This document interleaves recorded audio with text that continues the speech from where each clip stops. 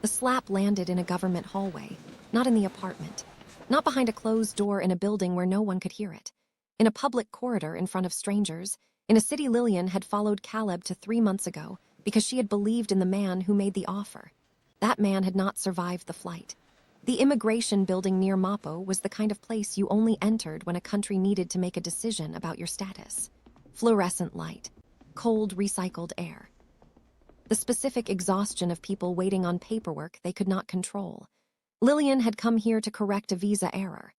Caleb had come because he had tracked her there, because tracking her had become the organizing principle of his days in a city where he had lost everything else that anchored him. She had felt him behind her from the revolving door. The shift in the air, the drop in pressure before weather names itself. She had learned this signal over months of mornings and evenings, and she knew better than to pretend she had not felt it. He said her name. Once. Low, no inflection. The voice he used when he had already decided. She did not stop walking. Third door on the left. Maybe that was a mistake. Maybe it was the smartest thing she had done all day. She still could not be certain. The slap came fast and practiced, and the sound it made in that white corridor was the kind of sound that finds every ear in a 30-foot radius and does not let them pretend they missed it. A dozen faces went carefully blank. Not uninvolved blank. The specific expression of people performing non-witnessing in real time. Lillian's hand went to her face. Not to check, to locate herself. Here, still standing, still here. Move, she ran. Not toward the exit, because Caleb was between her and the exit, and she had spent enough months learning his geometry to know that running toward the obvious escape was the trap. She ran the only direction available deeper into the building, past the waiting area, past the administrative windows, left at the hallway junction, left again, running on the intelligence of her body rather than any plan her mind had produced. Behind her, his footsteps, not sprinting, walking. Fast and measured and unhurried, the footsteps of a man who had never needed to sprint because the chase had always resolved in his favor. He did not run. He did not have to. He just kept coming. A woman at a desk looked up. Dark, sharp eyes, the particular alertness of someone who had spent years reading complicated situations across a counter. She took in Lillian, took in the man behind her. The read took less than 2 seconds. She would carry this moment without ever fully knowing what chain of events she was setting in motion. She did not know. She pointed because it was the only right thing she had available to do, and she had the instinct to do it, and she did not hesitate. Third door Down on the the hall. left. Third door on the left. Lillian went without confirming, without slowing, without thanking her. Third door. She grabbed the handle and pushed, and it opened, which it should not have done. A maintenance visit earlier that day had left the lock disengaged, and no one had reset it. One small administrative accident. The hinge on which the next 3 weeks of her life would swing. She went inside, pulled the door shut behind her, pressed her back against the wall beside the door, below the window line, where no one in the corridor could see her through the glass. The office smelled like order. Paper and faint coffee and the controlled discipline of a specific kind of life, books arranged by size, a desk cleared to the margins, a chair worn at the seat from sustained use. She registered none of this. She was listening. Caleb's hand closed around the door handle from the other side. The door did not move. He tried again. Said her name through the wood, the quiet, measured version, the voice he used when he wanted her to understand that the patience was not infinite. She stopped breathing. He knocked. Once, twice, went silent. She had learned his silences over months of close study, the way you learn a climate, what each pause predicted, how long each variety lasted, what was being decided inside it. She waited through this one. He left. She listened until his footsteps were completely gone. Then she sat down on the floor of a stranger's office in a building she had run into by accident, in a city that had been working against her since the day she arrived, and she tried to calculate from which side the door had locked. Her mind told her one thing. Her body, which had better information, told her something else. In an apartment in Gangnam, across the city, on the other side of Seoul's vast indifferent geography, a phone flagged motion in a building Kang-ho used for business that required a legitimate address. He checked it out of habit. He was not expecting anything that would hold his attention. He found a woman pressed against the wall of his office, hand over her mouth, eyes shut. He watched the man in the corridor outside, his posture, the The angle of his approach to the door, the patience that was not patience but certainty, the body language of someone who had standing where he stood. Kang-ho watched the door handle move. His thumb found the lock control before he had finished formulating why. The door held. Caleb left. Kang-ho watched him go. Then he kept watching. The woman was still on the floor, back against the wall, knees drawn up, eyes closed. Breathing. Just breathing. Existing inside the fact of safety with the concentrated attention of someone who had not been inside it in a long time and was not yet sure it would hold. Lee Kang-ho did not close the camera feed. He did not go to the building. He did not place a call. He sat with his phone and watched a woman breathe inside the room he had just protected, and he did not put a name on what he was doing because the name he had available did not fit, and he did not look away. He was a man who moved through his life with precision, every action deliberate, every resource deployed with purpose. This did not feel like any of that. It did not feel like management. He examined it from a distance the way you examine something you are not ready to hold directly. Then he put the phone face up on the table beside him and watched the screen and let the footage play. Night came. The window shifted from afternoon amber to the flat gray-orange of a Seoul evening. Lillian had not moved from the floor. She had not tried the door after Caleb left, because a part of her already understood something her mind had not fully processed yet. The building's stillness communicated it, the quality of the quiet, the absence of anyone knocking or calling through to check. She sat and let her mind travel to the places she had been managing it away from for 3 months. The apartment that held Caleb's anger in its walls. The restaurant shifts that were the only hours she spent outside his range. Her brother's number in her phone, which she had not answered in 2 weeks because answering meant saying something real, and saying something real meant 3 months became a story, and she was not ready to carry that story yet. She thought about the plane. The version of Caleb who had offered her this city, new beginning, clean slate, whoever we decide to be out there. She had believed him because love requires extending your trust past the border of your evidence, and because she had wanted to, and because wanting to believe someone is not stupidity. It is the specific wager of love, the thing that makes it love rather than something else. She had not known the cost until it was fully collected. She had suspected something on the descent into Incheon, filed it, told herself she was wrong. She thought about her brother's voice on the phone, the voice that loved her without requiring anything back, the one she had stopped answering because to pick up meant saying the true things, and to say the true things meant the last 3 months became something she had to hold in both hands instead of something she was still moving through. She could not hold it yet. She needed more time. She needed to know what the other side of it looked like before she narrated the journey. She thought about what it had cost to get to this floor, in this room, in this city, and what it said about her that despite the cost, she was still here, still not on a plane home, still inside the decision she had not fully made yet but was approaching. She slept without knowing she was sleeping. Opened her eyes to a gray Seoul morning coming through the window. She stood. Crossed the room. Tried the handle. It opened, on the floor outside, a bottle of water and a wrapped package from a corner convenience store. No note. No name. No indication of whether the person who placed them there had known she was on the other side, or had simply left them as a matter of some routine she could not see. Lillian stood in the doorway and looked at those 2 things on the floor and felt something move in her chest that she did not have the right word for. Not gratitude. She knew gratitude. Could name it on contact. This was something older and more fundamental. The feeling of being tended to by someone who required nothing in exchange. She had not felt it recently enough to recognize it instantly. Her body was slower than usual getting there. She brought the water inside, sat on the floor, drank half of it slowly and did not leave yet. She thought about what the water meant. Not the logistics of it, not who had left it or how they had known she was there. She thought about what it meant that someone had looked at a situation and concluded without being asked that the person inside it needed water. That was the thing. The assumption that she needed something, and the decision to provide it without requiring her to perform her need first, without requiring anything at all.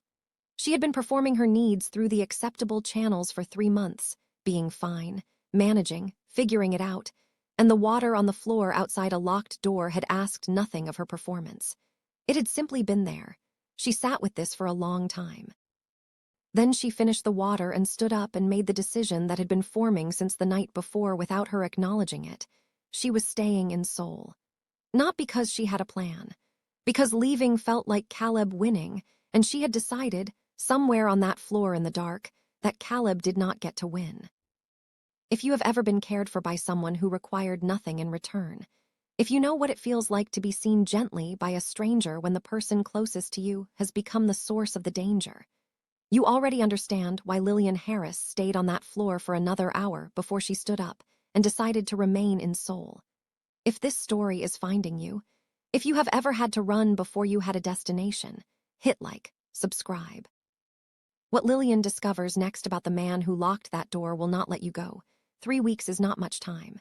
But 3 weeks of choosing to stay, of waking up every morning and making the decision again, deliberately, consciously, today I am not going to the airport, accumulates. It builds a floor. Something to stand on. Lillian had a routine now. It was assembled from scratch, calibrated to no one else's schedule and entirely hers, before the sun. Tea in the tiny kitchen of a studio she had subletted the day after the office from a woman who worked nights and needed the rent. The tea was a Korean brand from the convenience store at her subway stop, too sweet when she first tried it. Now the fixed point her mornings organized themselves around. 21 consecutive mornings. It had become hers without announcement. She rode the subway to her shift near Hongdae, a compact, loud restaurant running on the organized chaos of a lunch crowd that needed feeding fast. The owner, a woman in her 50s named Park, had hired Lillian after one trial shift because Lillian's hands had not shaken under pressure. Reliability translated without language, 30 Korean phrases, building toward 50. She practiced them on the walk from the station exit to the restaurant door, numbers, days, the phrase for sorry to bother you, which had turned out to be the most essential tool she carried. The city was releasing small pieces of itself to her, one morning at a time. She was learning Seoul the way you learn a system you did not grow up in, by accumulating small certainties and compiling them into a working map. The late-night store. The correct subway car. The block where the smell of fresh bread began, which she had started timing her walk to intercept. Small luxuries. She had made a decision that she was allowed small luxuries. The city that had been hostile on arrival was releasing these to her, one at a time, and she was accepting each one carefully, still in the habit of not wanting too much, still training herself out of the reflex that said things she wanted would be taken. She was aware that this reflex had been installed by a person and not by the world, and that the world, or at least this corner of it, was doing nothing to justify it. She was working on that understanding, working on letting it change the way she moved, what she could not perceive, because it was designed not to be perceptible from inside her daily life, was that every element of her routine had been catalogued by someone else. The late store, the correct car. The back entrance she used at the restaurant because it saved 3 minutes from the station. Every stop and every corner and every deliberate habit. Someone had built a map of her ordinary life, and the map was being consulted every single day by a man she did not know she was connected to. She kept the night in the office in her peripheral vision. Thought about it the way you think about something you are not ready to examine front-on, sideways, in the gaps, late at night when the studio was quiet and nothing competed for her attention. The water, the food, the care that had no invoice attached to it. She told herself it was protocol, building routine, an anonymous gesture. She almost believed this. The almost would not close. There was an explainable version of those two things on the floor outside the door, maintenance protocol, a concerned employee, and there was a version that was not explainable that way, and the second version kept surfacing at the edge of her thinking like a sentence she had crossed out but not erased. She had learned to be careful about which questions she pursued. Some doors opened, cannot be shut again. She was not ready for the answer on the other side of this one. She left the almost where it was. The restaurant was developing the shape of a place that knew her. She knew which tables needed extra attention, which regulars wanted to be remembered, which colleagues needed space before the noon rush. 3 distinct rhythms, opening, floor, closing, and she was good at all 3, and being competent in a city that had resisted her for months was a form of oxygen. It kept everything else possible. She was not aware of the geometry protecting her. She was not supposed to be. That was the whole design of it, invisible support, the kind that works precisely because the person inside it cannot see the edges. The morning Caleb came back, Lillian was in the kitchen running a prep order. She heard nothing of what happened at the front. 2 staff members redirected him with a courtesy so firm it had instruction underneath it. The kind of instruction that does not require words, that lives in posture and eye contact, and the absolute weight of a no that has been decided in advance by someone with the authority to decide it. Caleb pushed, was redirected again. He left. The entire exchange was less than 90 seconds, and Lillian was not present for any of it and would not know about it until much later, when the full picture assembled itself around her like a room she had been standing in without knowing it had walls. On the pavement outside, a man who had not been there 30 seconds earlier stood watching Caleb walk away. Middle height, efficient, the build of someone who moves through the world without leaving evidence of it. He tracked the direction, made no calls yet. Watch the way you watch when you have been trained to observe before you interpret, completely, without addition, analysis saved for later. His name was Ryu Taeyong. For 3 weeks he had maintained the quiet perimeter around Lillian Harris's daily movements because Lee Kang-ho had not explicitly told him to and had not needed to. Some instructions communicate in silence. There was also a woman named Jae-yeon in this city. Lillian was 2 days from finding out. She was at the convenience store near her stop that evening. Tea, the rice crackers she had recently added to her routine. A woman near the back of the store looked at her once, away, then back. Lillian registered the second look the way she registered all significant attention now, with full-body accuracy, the detection system sharpened by months of needing it. The look was not threatening. It was weighted differently. It was the look of someone who has been carrying a private worry about a specific person and has just encountered that person unexpectedly. The woman said something in Korean. Paused. Tried it in English, slower, careful. I work in the building near Mapo. I think I saw you once. Are you all right? 20 minutes became 40. 40 became Jae-yeon walking Lillian to the subway entrance, describing Seoul systems in pieces, neighborhood health centers, late-running lines, where to go for paperwork that required patience you did not have. Jae-yeon had the generosity of someone who had watched too many people navigate a city alone and had learned exactly which information changed the experience. She also had the instinct not to push. She gave Lillian information and asked nothing about how Lillian had arrived at needing it. She did not require a story. She simply described the city piece by piece, the way you describe a map to someone who has been moving through unfamiliar terrain without one. Lillian received each piece carefully. She was aware, somewhere in the back of her processing, that this was what an ally felt like, not someone who wanted something from the transaction, just someone making sure you had what you needed to keep going. She did not mention the office, did not say whose corridor she had pointed Lillian toward. She had not known whose it was when she pointed. She was carrying that quietly. The timing for saying it had not arrived yet. Lillian went down the station steps that evening with one new contact in her phone. She sat on the train and looked at the tunnel dark moving past the window and felt something she had not felt in this city, something tentative and cautious that might become, given time and the right conditions, something like belonging. Across the city, Kang-ho was listening to Taeyong debrief. Professional, precise. The husband had been redirected, returned to his accommodation near Itaewon. Perimeter intact. Nothing to escalate. Taeyong paused, he said. She knows someone is watching out for her. She just doesn't know it is us yet. No inflection, no commentary, just the fact stated cleanly. Kang-ho did not respond immediately. He asked 2 things. Where was the husband now, and was she all right? Taeyong answered the second question first. Kang-ho noticed the sequence. He returned to whatever he had been doing. Taeyong left. The room held quiet. Kang-ho sat inside it without working, which was not his mode. He would later be able to identify this stretch, 3 weeks of watching and not moving and calling it management, as the period in which he had been fully aware that the fiction was inaccurate and had chosen to maintain it anyway. He had the word ready. He was not using it yet. The city outside his window was lit and vast and entirely indifferent to the thing that had taken up residence in his chest without asking permission. He sat in the indifference and did nothing with it and told himself tomorrow would return to normal. It did not. The day after did not either. In the break room of the restaurant, Minjae sat with her phone face up and a number in her recent calls. She had not sent the message yet. She was in that space between deciding and acting where people convince themselves they are still deliberating. She was not. The decision was already made. She was just adjusting to it. Caleb had reached her through the restaurant's public listing, presenting himself as a worried husband who needed to know his wife was safe. He had been reasonable. He had sounded like someone who missed a person and wanted her back. Min-jae had watched her own parents survive things she herself would not have, and she carried their survival as evidence for what a marriage could endure if both people were willing to try. She had no framework for a marriage where the trying was only going in one direction. She had no language for a woman who had already decided and did not need that decision revisited on her behalf. His name was at the top of her recent calls. A new message notification arrived.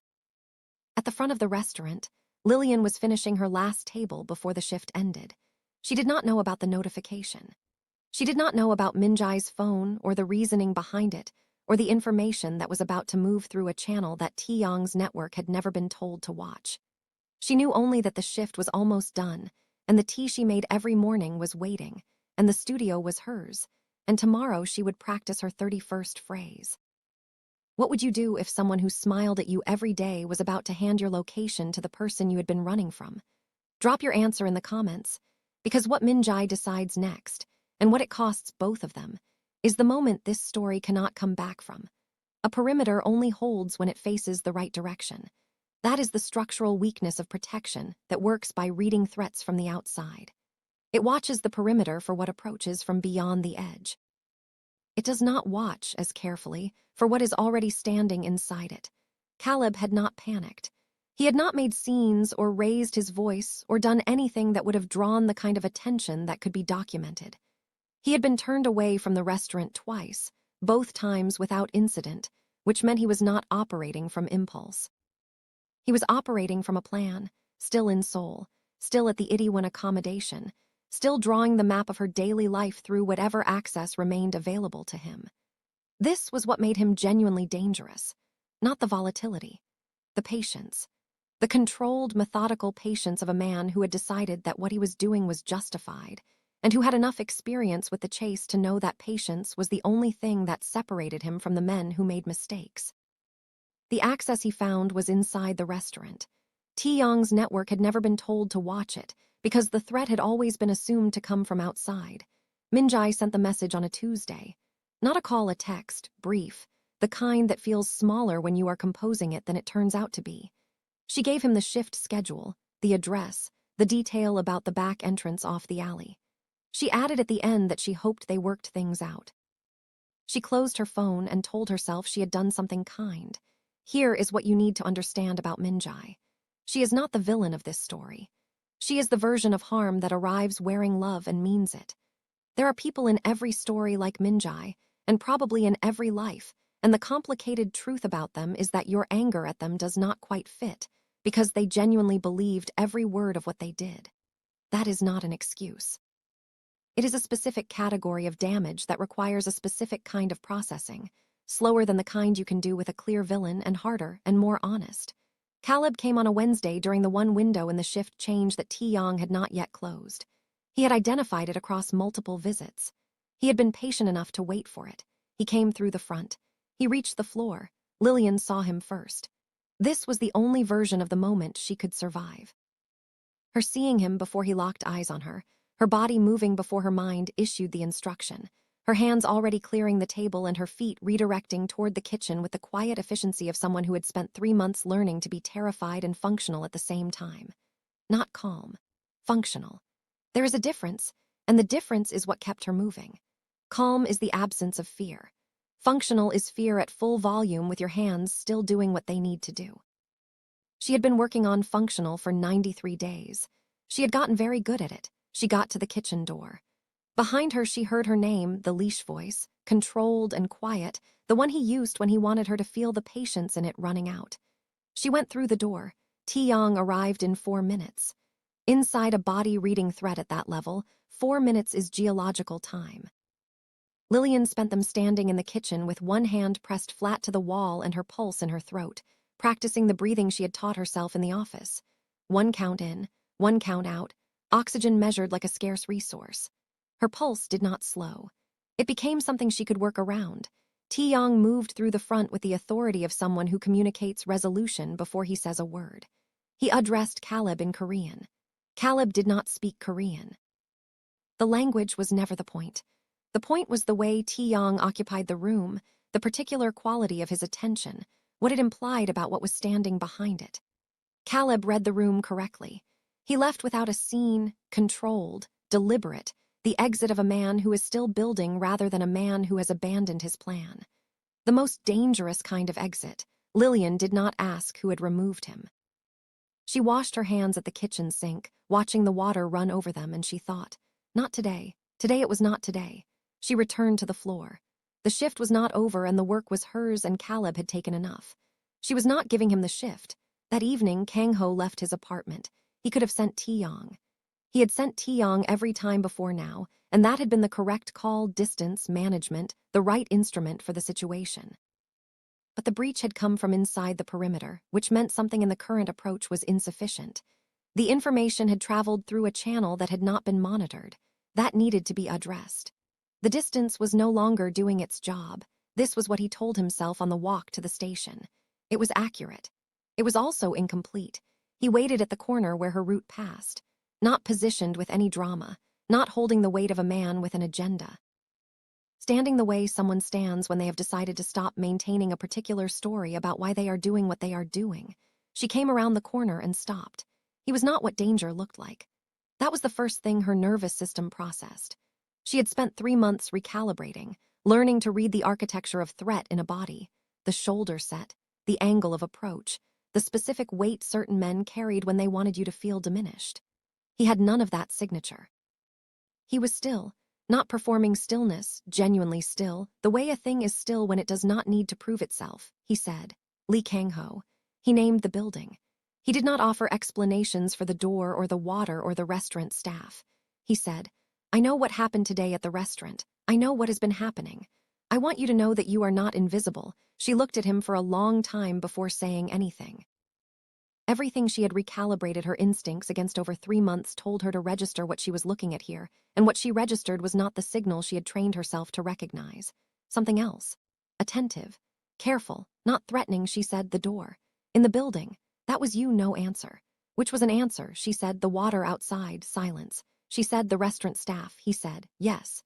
The city continued around them, traffic, noise, Seoul ongoing and indifferent the way cities are. She stood with the full weight of what she had just confirmed. A stranger had organized 3 weeks of protection around her life without introducing himself. She could feel something in the way the world seemed to rearrange itself around where he stood, a specific gravity, the kind that comes from a particular kind of authority. Her body did not tell her to run. She filed that carefully, she said. Why, he said. I have not finished deciding. She had been given explanations, reasons. Constructed accounts designed to help her understand why things had happened to her. She had become precise at the distinction between an explanation and a true thing. What he had just offered was a true thing. Specifically, a true thing about not yet knowing, which was rarer than certainty and far more difficult to fabricate. A man who lies about his reasons does not offer you the fact of his uncertainty.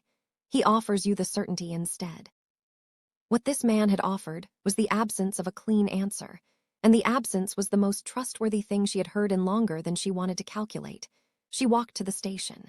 He did not follow. The train carried her home, and she sat with his face in her mind, still and accurate, looking at her the way someone looks at a thing they are genuinely trying to see. And she thought about what category of man leaves water outside a door and does not open the door.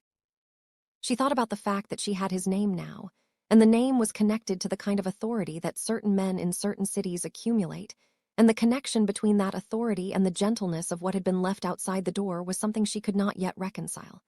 She let it stay unresolved. Some things needed more time to make sense than she had right now. Jaeyoon's message arrived near her stop.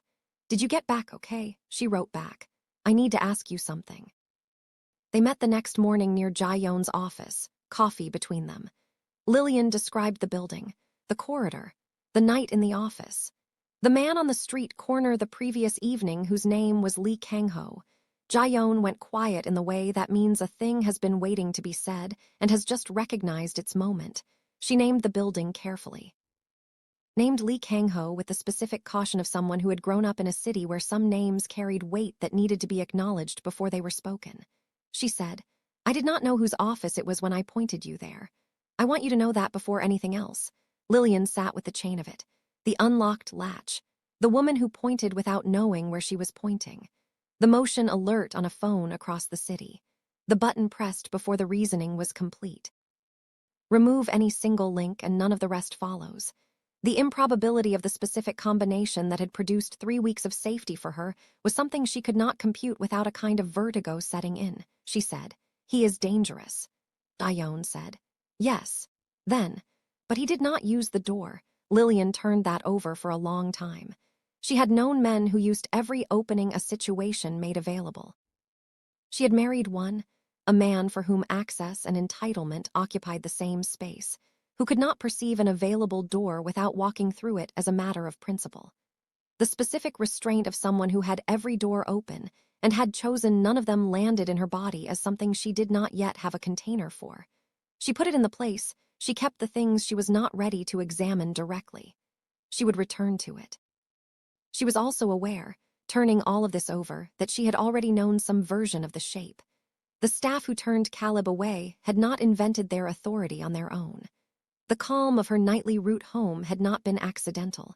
She had been telling herself it was her own sharpened instincts, her own accumulated awareness. She had not been wrong, but she had been incomplete. She had been leaving out the fact of another person making choices on her behalf every day, and the way that fact landed now was not the way she would have predicted. Not as violation. As something she did not have the right word for yet, that night Caleb texted. He had reached her number through Minjai's contact chain, the same route extended one more link. The message was measured and brief. "I know where you are. Come back and this ends. Or it ends some other way." She read it twice. Put the phone face down on the bed. Sat in her studio with the morning tea on the counter and her phrases in the notebook on the shelf, and felt the thing she had been keeping at a careful distance press itself against the back of her neck. 11 minutes after she read it, Lee Kang-ho's phone received a screenshot.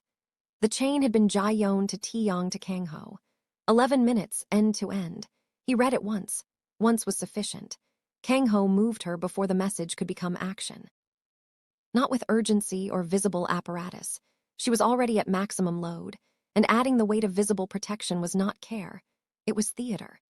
He moved her through Jae-yeon, who called that evening with an invitation framed as the natural arrival of a plan they had been loosely assembling since the coffee morning, something that had been approaching its moment, and had simply found it tonight. Lillian said yes. She packed for a few days without examining too carefully what she was packing for. She could feel the shape of something coordinated. 3 months of survival mode had sharpened the part of her that registered organized intention even when it operated through indirect channels. She said yes anyway. Her body had been smarter than her worst assumptions before. It was making the same call now. Caleb came to her building at 11. He tried the intercom twice. Got through the front when a neighbor held the lobby door, the familiar mechanism of social obligation, the difficulty of denying someone standing directly behind you. He went to her floor.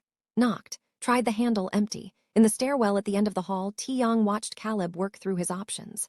Watched the calculation complete. Watched him leave. Kang-ho's phone rang 60 seconds after the front door closed behind Caleb. Taeyong said, "He's out. He knows she's not here." "He's going to adjust his approach," Kang-ho said. "I know." He went to Jae-yeon's apartment.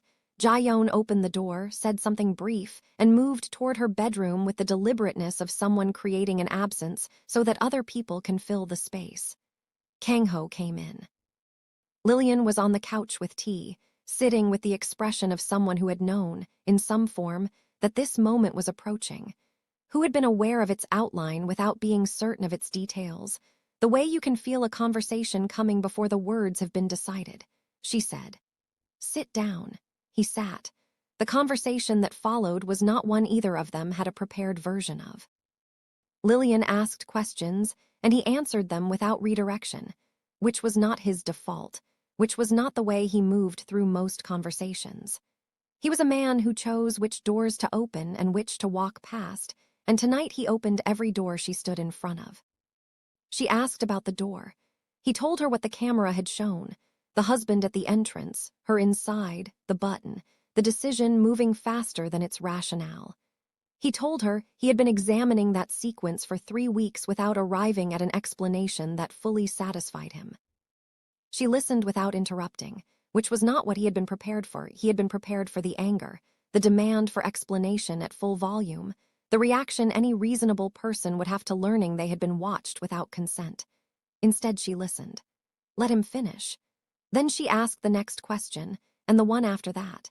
She moved through the conversation the way she moved through a difficult shift, methodically, with her attention completely on it. She said, "You watched out for me without telling me." He said, "Yes," she said. "For 3 weeks." He said, "Yes," she said. "You didn't tell me because," he said, "because telling you meant explaining what I am. And I did not know how to explain what I am to someone who needed to feel safe first." That sentence landed differently than anything else she had been bracing for. Not the door, not the water, not 3 weeks of invisible structure. This sentence, because it named the paradox precisely. He was the reason she was safe and also the thing someone with working instincts might have reason to avoid, and he had known both halves of that equation and had offered the safety anyway, and he had never once tried to leverage the safety into access. She sat with it. "Let it settle," she said. "I am not going home. That was decided before tonight. I want you to know that," he said. "I know," she said. "Seoul is mine now, not his, not yours, mine. Whatever you are going to do about Caleb, I am not asking you to explain it. When it is over, I am still here. On my own terms. I need you to understand that clearly," he said. "Yes," she said. "And I need you to understand one more thing. I do not owe you for any of this. Not the door, not the water, not the restaurant, not tonight. If anything ever happens between us, it is not because I am settling a debt. I need you to hear that specifically." The phrase "anything between us" stayed in the air between them. She had not planned it. She watched it land. She did not reach back to soften it or qualify it or pretend she had meant something smaller.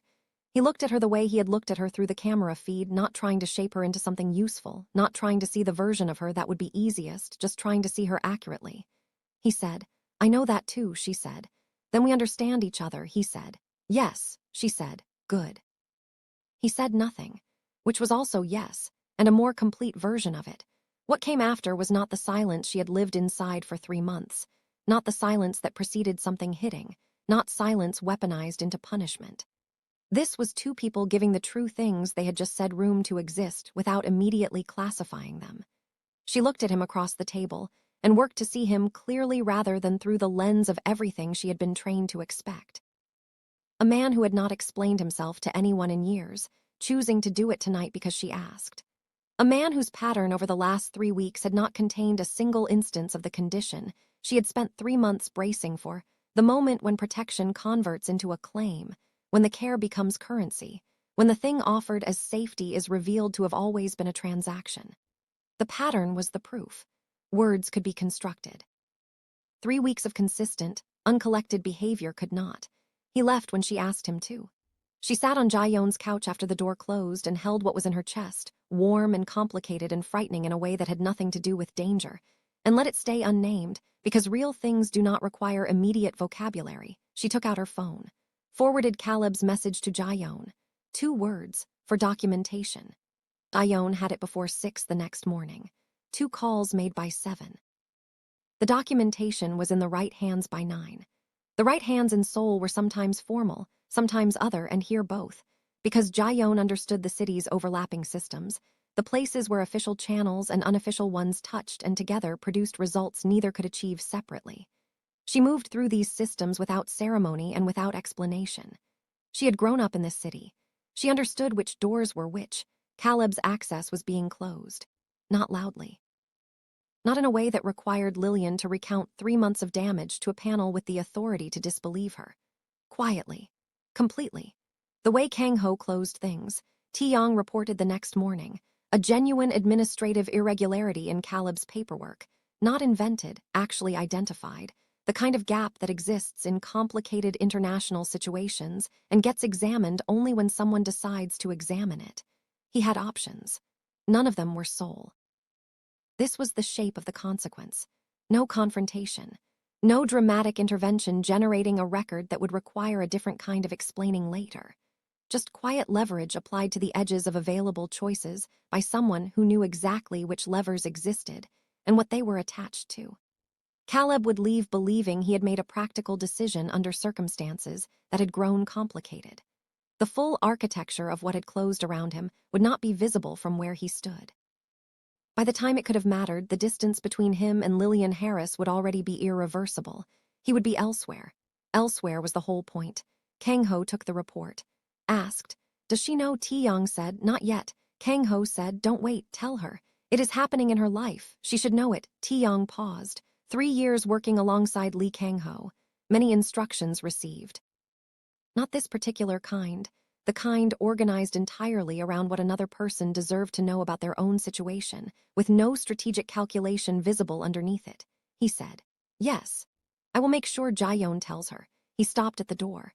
Said in the tone of someone who is not beginning a conversation but completing one. "She asked Jaeyeon about you after you left last night. Said you seemed like someone in the middle of deciding something." Kang-ho said, "She is not wrong." Taeyong left. Fear does not leave quietly when it has lived inside you long enough. It does not pack and go while you sleep. What can happen if the right thing's close and the right thing's open is that it moves. From the front of every room to the back. From the thing that governs your day to the thing you are aware of the way you are aware of weather. Still there. No longer in command. That is not the same as healed. That is the beginning of the conditions under which healing becomes possible. Lillian woke on Jaeyeon's couch and lay still and took an inventory. Borrowed couch. Borrowed kitchen. A studio across the city paid for with her own shifts. 35 Korean phrases and the next 15 already assembling themselves in the gaps between conversations. One friend in Seoul who had pointed her toward a corridor without knowing whose it was, and who had become, in the process, one of the structural reasons she was still standing. Documentation in the right hands. Caleb's access being methodically dismantled by people who knew which pressure points to apply and did not require her to stand in a room and perform her damage for a panel with the authority to doubt her.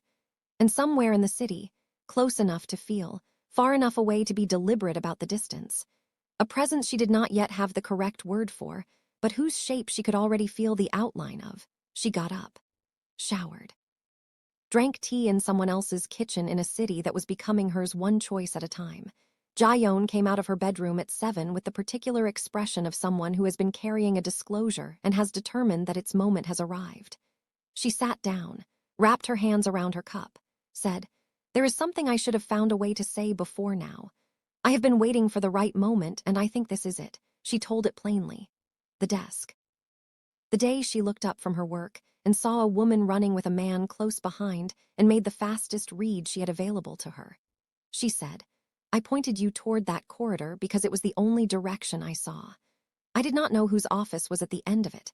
When I found out, when I made the connection between the name and the door, I did not know how to say it, because the pointing was already done, and because what came after it did not look like something I should try to undo."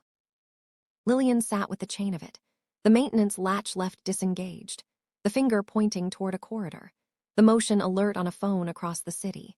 The thumb pressing lock before the mind had finished issuing the instruction. Any single element different and none of the rest exists. The specific configuration that had produced 3 weeks of safety for her was so improbable that letting herself fully calculate it induced a kind of dizziness. She said, "You don't need to apologize for that." Jaeyeon said, "I know, I needed to say it anyway." Lillian went to work, through the front entrance. She had used the back for 3 months because it was the geometry of a woman managing her own visibility. Those calculations had done what they needed to do. She was finished with them. She tied her apron. She worked. She managed the floor with the efficiency of someone who had been showing up long enough that the job had started to meet her halfway. Staff moving to make space before she asked. The small signals of people who had shared enough shifts to develop a shared grammar. Minjai was there. They saw each other at the coffee station. What passed between them was not a confrontation. Lillian had processed the majority of that anger the night before in Jaeyeon's apartment, and what remained this morning was quieter and more precise. Minjai's face carried the specific expression of someone who had arrived, somewhere in the last several days, at a full understanding of what she had actually done. The expression was genuine. It did not change what had happened or undo what it had put in motion. Lillian took her coffee and returned to her section. No scene. She filed Minjai in the category she had come to know too well, people who cause serious damage while meaning something entirely different. Forgiving that category was its own project, slower and more complicated than forgiving someone who knew what they were doing. At least with a person who knows, the anger has a clean target. With Minjai, the anger kept finding its edges blurred by the undeniable fact of her sincerity, and sincerity was the most complicated thing to be angry at, because it asked you to hold both the damage and the intention at the same time without letting one erase the other. Lillian was not ready to do that work today. She also refused to let the unfinished work take up space she needed for other things. She continued her shift. That evening, Jaeyoon's message arrived. It is done. Full details whenever you want them. Short version. He is gone. He is not coming back. Lillian read it on the walk to the station. She stopped on the pavement and read it twice and then put the phone in her pocket and stood inside the Seoul evening, commuters moving past, street food carts trailing steam, neon pressing up against a sky that was losing its daylight, and she did not cry. She had stopped associating tears with news that meant she was safe. What she felt instead was a weight, enormous and long familiar, simply not there anymore. Its absence revealed something she had forgotten she had, her own shape, the one that had existed before 3 months of compression. He was there when she looked up, not positioned, not dramatic about it. Present the way he had been present before, without pressing into her space, without requiring her to accommodate him. She said, "Jaeyoon told me it is done." He said, "Yes," she said. "How?" He said, "The way certain things get resolved." She said, "I am not asking because I owe you an explanation. I am asking because it is my life and I want to understand what happened in it." He said. His paperwork had a genuine problem. Problems like that can sit for years or they can move quickly in one direction. He chose the faster option, she said. "He is not coming back," he said. "No." The word landed with the full weight of something she had not permitted herself to want, because wanting things that could still be taken had been a liability she could not afford. She received it now. Let it move through her without deflecting it. She stood on the pavement of a Seoul street and let the fact of it settle into her body, and she did not rush the settling. She said, "I am staying. I want to say it in daylight so it is clear that it is a decision and not a reaction to tonight. I am staying in Seoul. I am going to reach 100 Korean phrases. I am going to work and build and figure out what this city looks like when I am not arranging everything around a threat. That is what I am doing here. That is the whole answer to why I came to this city and why I am still in it, not the original answer, which was someone else's plan, but the real one, which is mine." He said. "I know," she said.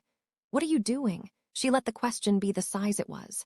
She was done being afraid of its size. He said, "I am standing on a street deciding whether to ask if I can walk you to the station." She thought about the camera, the lock button, the water on the floor outside an office door in the early morning. 3 weeks of a structure she could not see but had been standing inside. The conversation in Jaeyoon's apartment the previous night, where she had said anything between us without planning to and had not reached back for it. She said, "You can walk me to the station, 2 blocks. The city moved around them in its ordinary evening mode. Convenience stores lit under awnings, steam rising from the food carts, Seoul settling into its nighttime frequency. They did not say much. What they said was small and unperforming and real. At the entrance to the station, she stopped. He stopped. She said, "I am not in a rush." He heard the full weight of what that meant. He said, "Neither am I." She went down the stairs. Did not look back, not because looking back would have meant something she was not ready for, but because she did not need to. She could feel the city solid at her back and him standing somewhere above her on the pavement, still working out the vocabulary for the thing he had been doing for 3 weeks. She already knew what word he would eventually arrive at. She had been circling it herself. She was not in a rush. Neither was the city. Neither, apparently, was the man still standing on the pavement above her. The train arrived. The doors opened. She stepped on and found a seat at the window and pressed her feet flat against the floor and felt the train begin to move, and felt, with it, something else begin to move, something that had been held very still for a very long time, that was only now being given permission to shift. The train moved through its underground channels beneath a city carrying thousands of separate lives in different directions.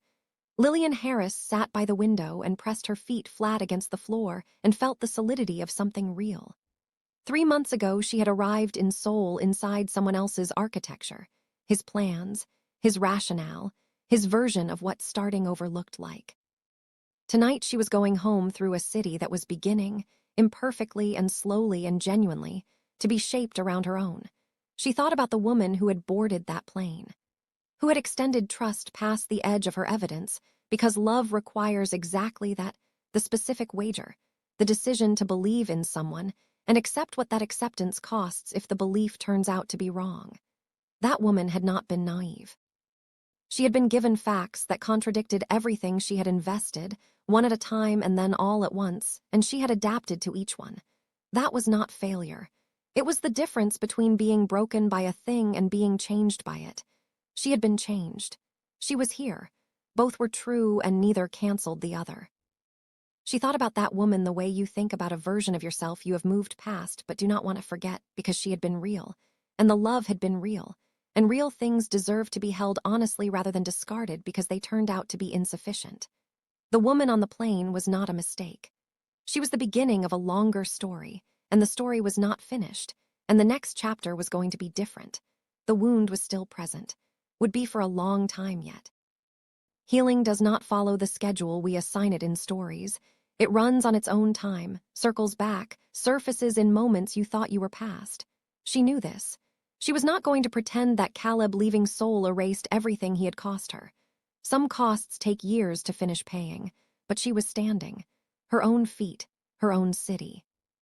A man in it who had looked at her through a screen and made a choice that moved faster than its explanation, and who had been patient enough to let her arrive at her own decision without trying to influence the arrival, and who was still up on the pavement doing exactly the same thing. She thought about what Jae-yeon had said. He did not use the door, a man with every door open, choosing none of them, not from calculation. From something older and harder to name, something that does not announce itself because it does not need to. She put it in the place she kept things she was not ready to examine directly. Tomorrow, the day after, she had time now. That was the resource she had been most starved of, not safety, not even kindness, but the simple fact of time that belonged to her, not scheduled around his moods, not spent managing his access. Hers, to decide what to do with. The sensation of it was strange, the way balance feels strange after a long time without it. She would grow into it. She would make it familiar on purpose. She had all the time she needed. And that, after everything that had worked to take it from her, after 3 months of days arranged around someone else's access and moods and permissions, was its own kind of quiet miracle. Not the spectacular kind, the enduring kind. Built from a latch left open by accident, a lock button pressed before the reasoning finished, and a walk 2 blocks long on a Seoul evening that neither of them had needed to explain. If this story reached you when you needed it, if somewhere between that locked door and this subway car you recognized something you have been carrying, I hope you felt it handled with the weight it deserves. No shortcuts. No accelerated healing. Drop your thoughts in the comments. Tell me what you would have done differently than Lillian. And if this is the kind of story you stay for, subscribe. I will be here, so will she.